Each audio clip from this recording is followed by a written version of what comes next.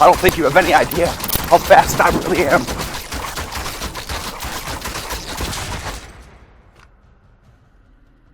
I'm fast as fuck, boy.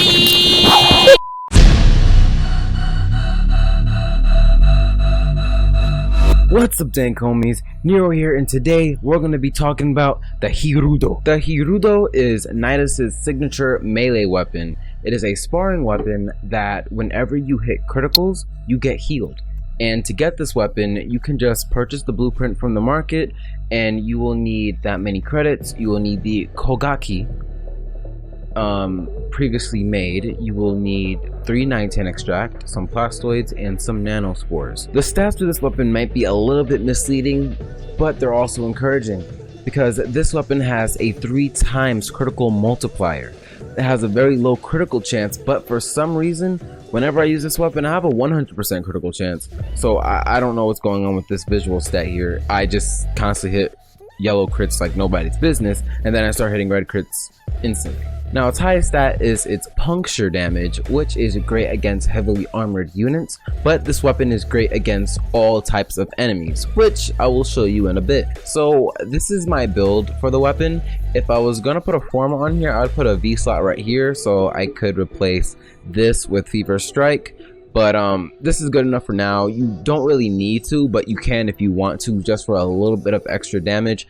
But the status chance helps it just very little bit, but it's not that big of a difference. So my build here, I have Brutal Tide as the stance, which it doesn't have that many combos, but it's pretty fast and I like it overall. And you don't have the forma to change that anyway. And then I have Prime Pressure Point for melee damage. I have Blood Rush to increase my critical chance every time my combo multiplier stacks.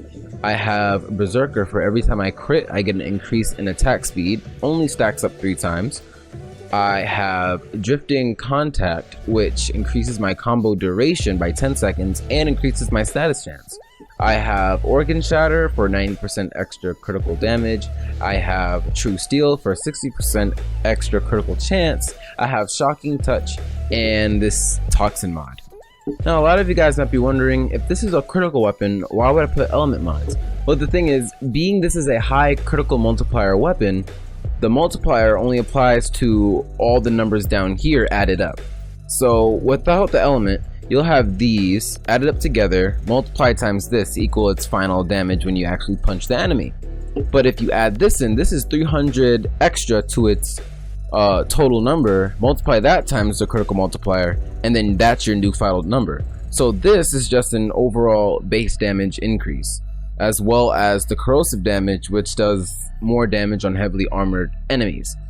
Which, like, if you were going to go against Corpus, I would replace Shocking Touch with, like, this for Gas. Because Gas does more damage to Corpus, or that. Actually, no, Viral does more to Corpus. Gas does more to Infested. But yeah, but you can just leave it as Corrosive. It doesn't really matter with this weapon. It just works overall.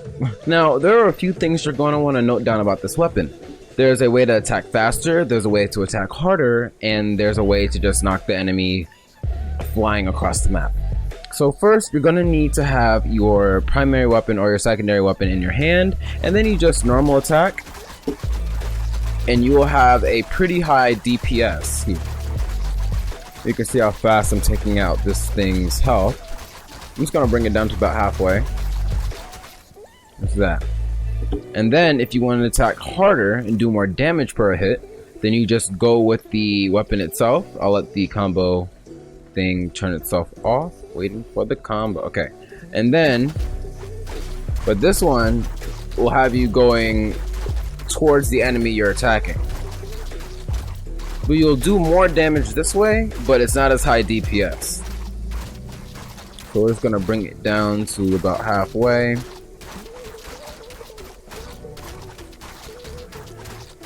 Bam.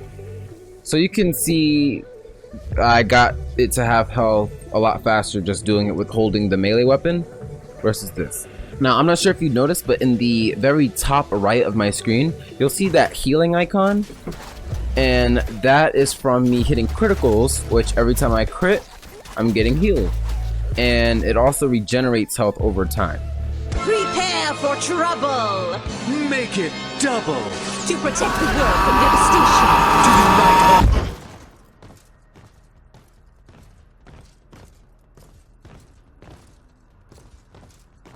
To denounce the evils of truth and love! to extend? Also, another special thing about this weapon, if you hold down charge attack, you'll perform a finisher instead of just doing a normal charge attack. Wait. There we go.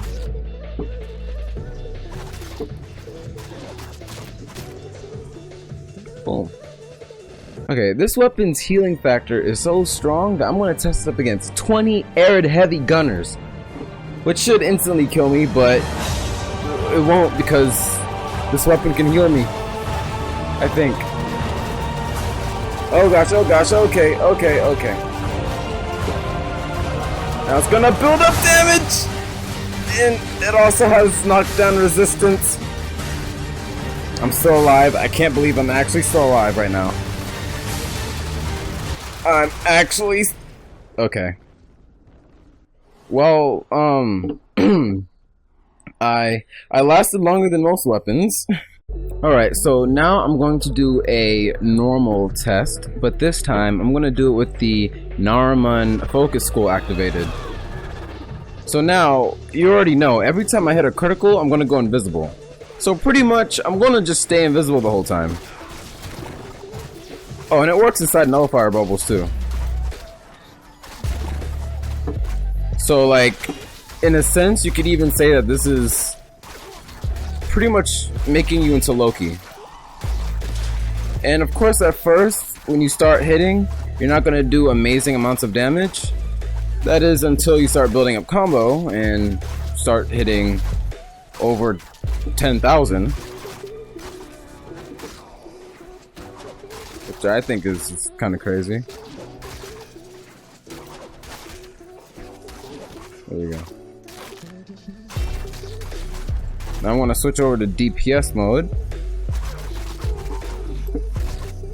and just focus on doing some steady damage.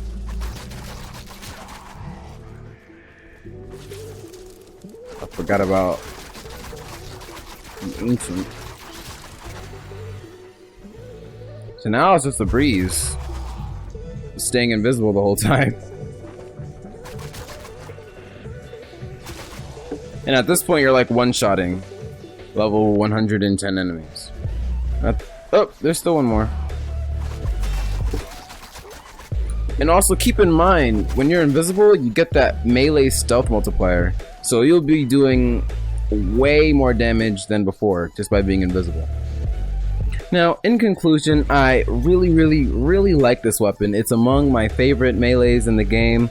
And especially when I can use Naruman to just turn invisible the entire time, I almost feel like a cross between Loki and Ash because I can do finishers and such.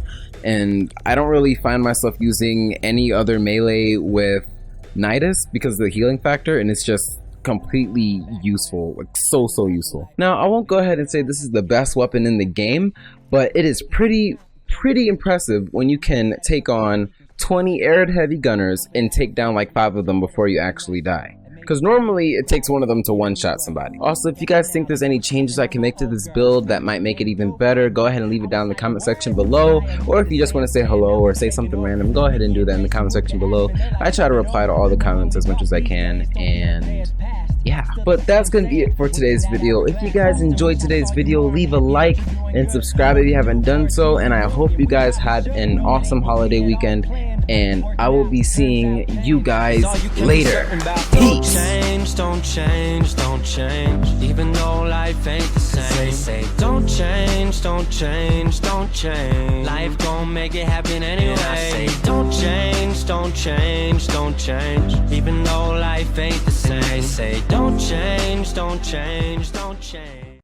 I wonder how this weapon works on Executioner Gore.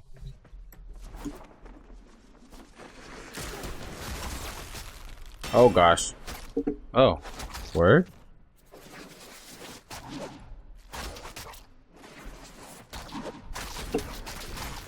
Oh wow.